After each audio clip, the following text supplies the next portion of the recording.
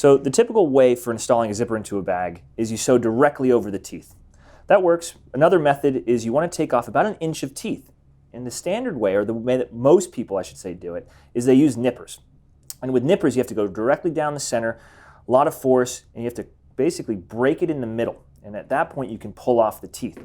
The issue with that is you don't get them all, it's not clean, you end up ripping part of the polyester or cotton tape. It doesn't look nice. So we've created the zipper tooth breakers. These are stainless steel. We've got them in a variety of sizes.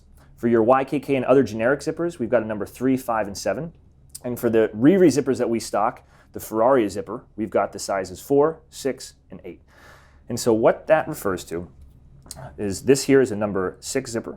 And so we're going to use the number 6 side. That's 6 millimeters from a closed zipper from side to side. So what we do is we place this on the stainless steel base. This fits directly over. Get a rawhide mallet. Don't use metal, don't use rubber. Use a rawhide or a poly mallet. And about 2 good blows. So as you can see, it's breaking the ends off of the zipper. And the teeth, when you do that, it opens them up so that they fall right out. The one other thing that I like to do is get a clean edge. So we use some cutting shears, and this leaves a nice angled tip on the top of polyester.